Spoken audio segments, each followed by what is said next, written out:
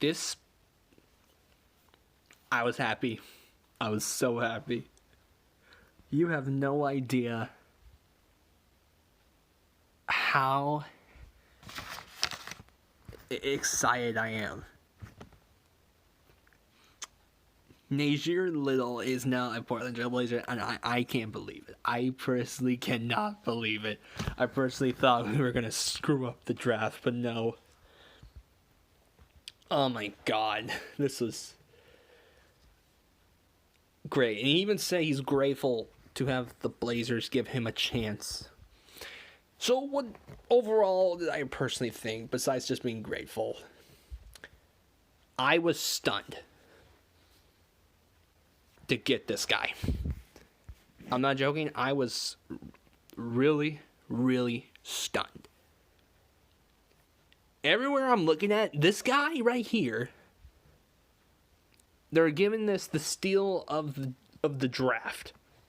Because in every single thing I saw, this guy was supposed to be in the top 10. In the top 10, and maybe in the top 5. I'm still trying to figure out how in the world did this guy, who was supposed to be either in the top 10 or top 5, landed in the 25th. And what does this also mean for Portland? Well, for one, it means that they're going to move on with Jake Layman.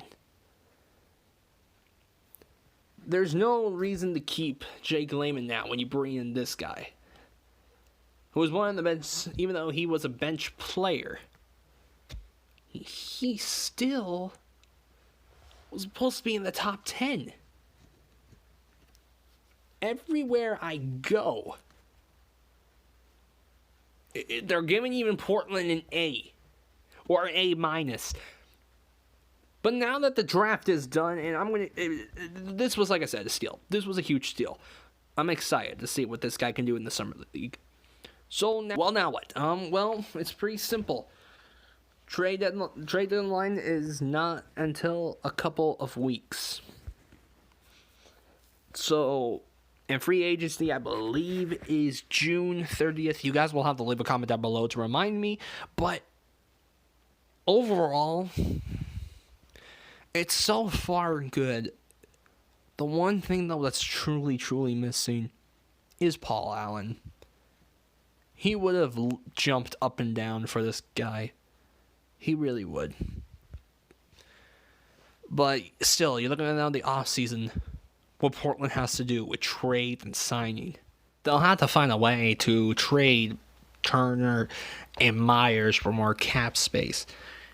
Even if you gotta add Harkless in there, because Blazers have got to make good moves. Because here's why: Durant is out for next season, and we don't even know where he's gonna even be. Clay could be out for the 2019 through 20 season. The West is open once again. The NBA is really fixed. Because think about it. The Lakers, the Blazers, the Nuggets, the Jazz, Houston, OKC, San Antonio, and maybe the Clippers. It depends who they get in free agency. Those spots are open for anybody at this point because of the fact that the Warriors are injured. If the Warriors were not injured, then I would not say that. But the Warriors are injured right now, and I don't even know if they can make the playoffs with just Stephen Curry and Draymond Green, and if Cousins, if he decides to stay.